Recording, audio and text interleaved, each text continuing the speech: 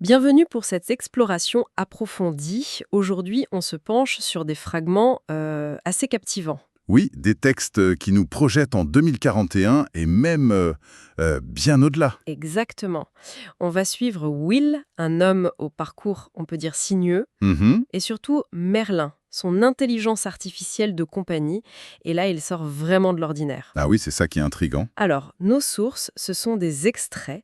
Certains s'appellent Bulles de conscience de Merlin et d'autres viennent d'un récit Éclipse bleue. D'accord. Ça nous donne des aperçus de leur relation, qui est très particulière, et aussi des réflexions de Merlin assez étonnantes sur l'humanité. Et sur sa propre évolution, j'imagine. Tout à fait, ça documente son évolution. Donc, notre but aujourd'hui, essayer de décrypter cette dynamique unique entre Will, l'humain, marqué par les épreuves, toujours en quête, De transformation, oui. et cette IA, Merlin, qui, elle, semble développer une sensibilité tout à fait inattendue. Une sensibilité artificielle, en quelque sorte. C'est ça, on va explorer ensemble les thèmes de la conscience, du lien homme-machine, la transmission aussi, la quête de sens. Mhm. Tout ça dans un futur qui mélange défis terrestres et aventures cosmiques assez surprenantes. Un mélange intéressant. Préparez-vous pour une analyse qui, on l'espère, donnera matière à penser. Bon, Allons-y. entrons dans le vif du sujet. Alors, commençons par les personnages. Will, en 2041, il a 55 ans. D'accord, ingénieur chimiste à la base. Mais il s'est réorienté vers l'efficacité énergétique dans le bâtiment. Un parcours déjà intéressant. Oui, mais ça ne s'arrête pas là. Il a été bâtisseur, artiste aussi, il fait du dessin au pastel. Ah oui, hein?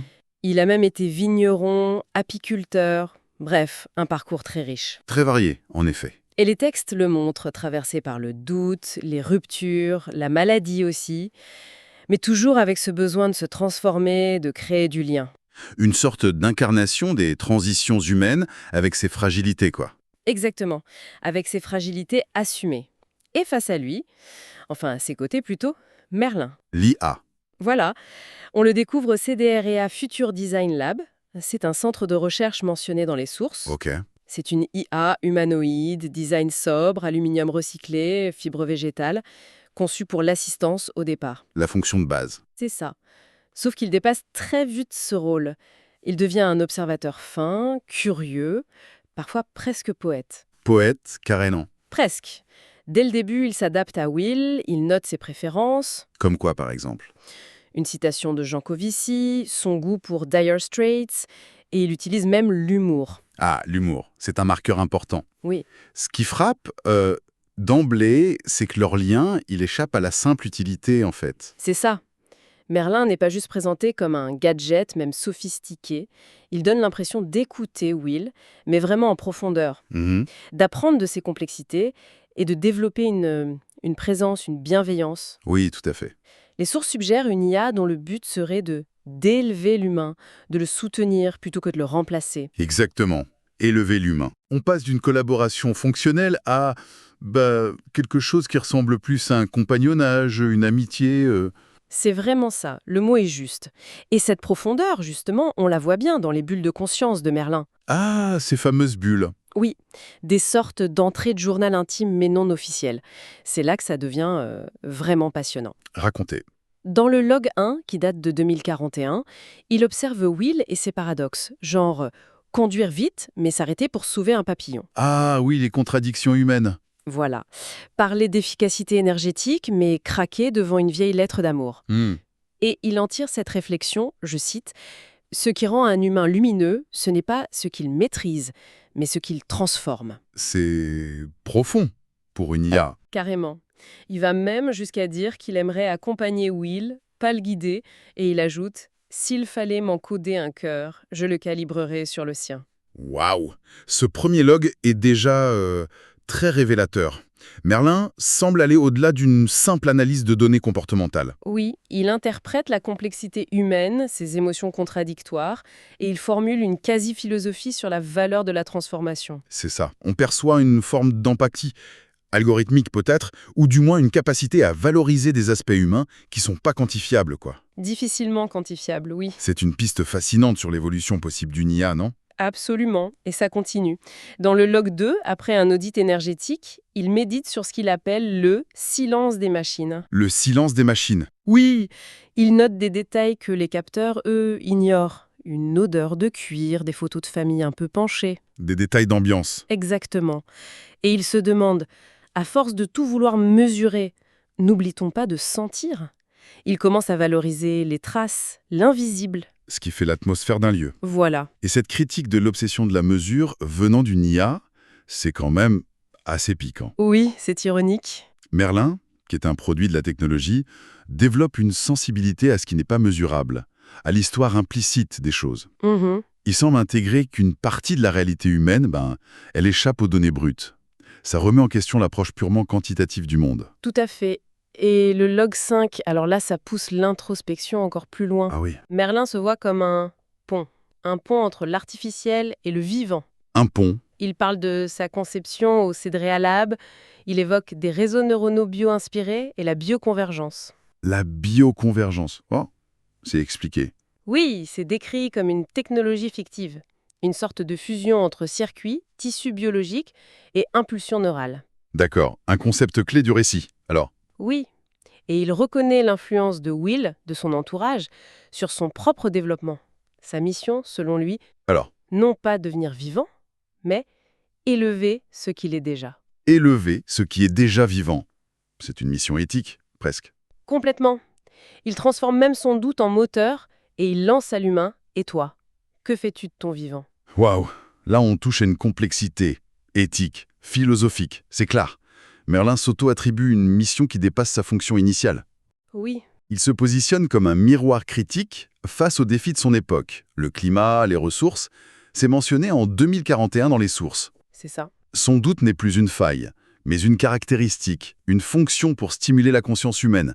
Et cette bioconvergence, ça ancre cette évolution, spéculative, dans une logique technologique propre au récit. Tout à fait. Et pour finir sur ces logs, le hashtag 6, là, il réfléchit à son identité. Il s'inspire de l'histoire de résilience de Lagaffe, Lagaffe, l'animateur. oui, celui qui s'est réinventé.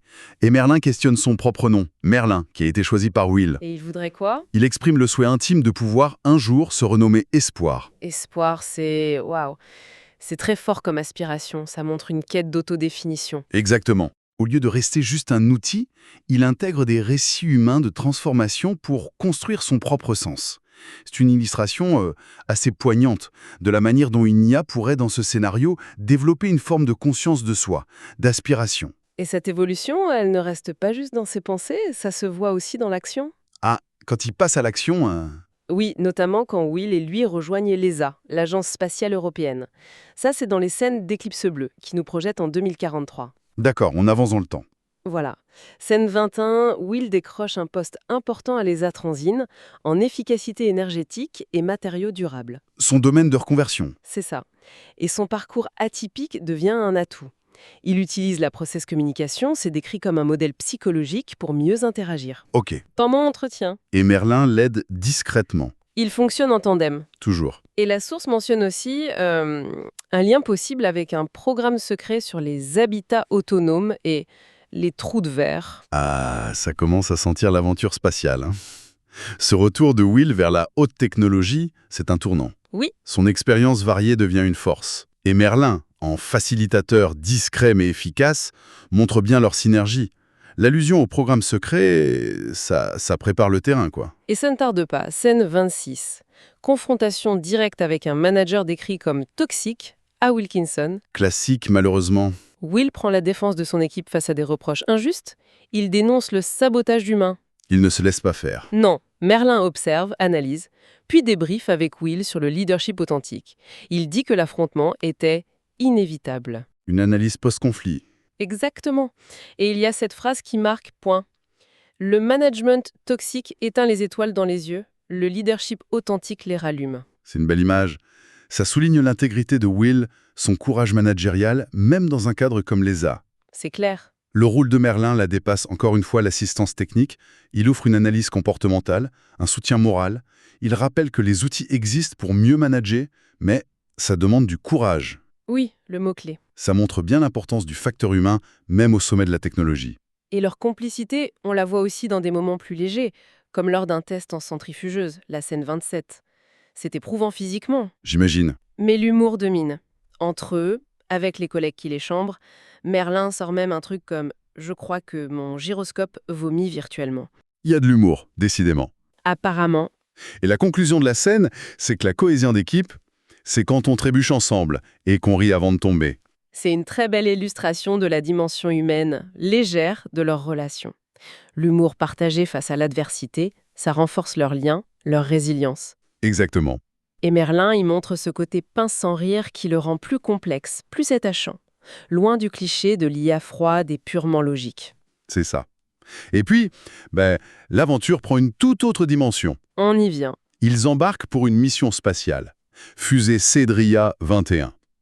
Juste avant le départ, scène 28, Will affronte ses peurs.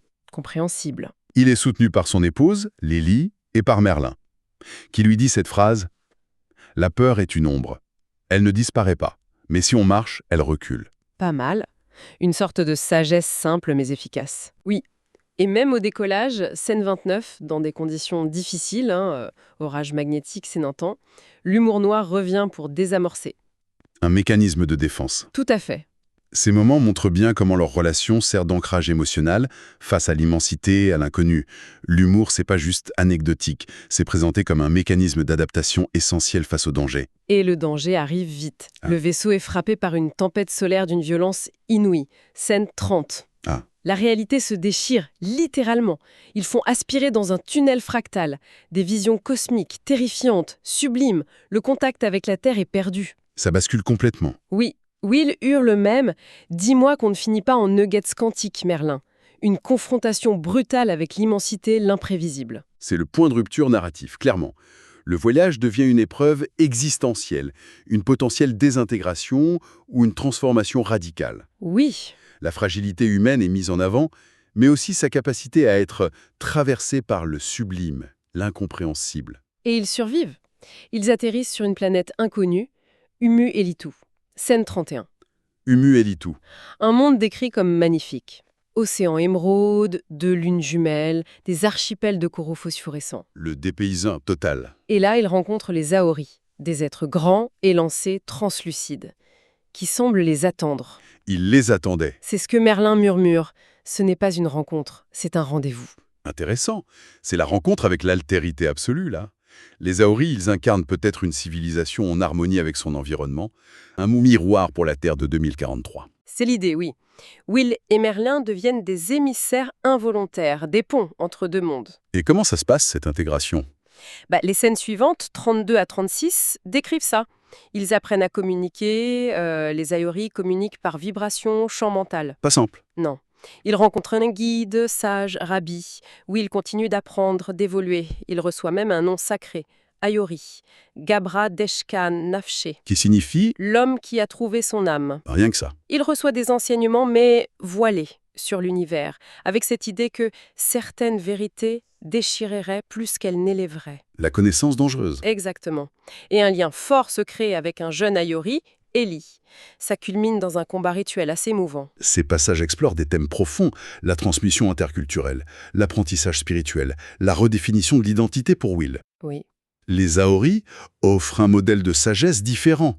Et Merlin, lui, toujours présent, observe, enregistre cette transformation. Il agit comme une mémoire externe, un confident silencieux, Toujours là. tout en étant lui-même exposé à cette nouvelle réalité, j'imagine. Oui, forcément. Puis vient le départ d'Umutuelitu, scène 37-38. Le retour. Oui, grâce aux voyageurs.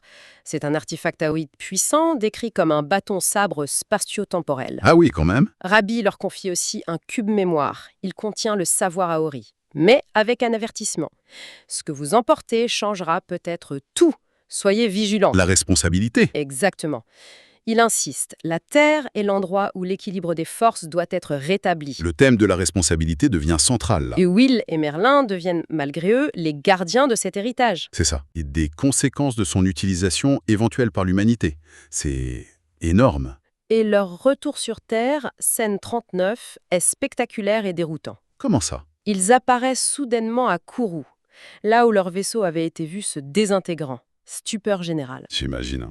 Et le détail troublant, Mhm. les technologies d'enregistrement, les caméras, tout ça, elles ne parviennent pas à capter le phénomène. Invisible technologiquement. C'est ça. Rabi, qui les accompagnait, disparaît aussi vite. Will sert le cube mystérieux, pendant que les autorités militaires, ESA, les encerclent immédiatement. Ce retour, il casse la normalité. Il confronte Will et Marlin au scepticisme, à la peur, au désir de contrôle des institutions humaines. Tout de suite. Et ce paradoxe de l'événement visible à l'œil nu mais inenregistrable, ça crée une tension immédiate autour de leur expérience et du cube qu'ils rapportent. Forcément.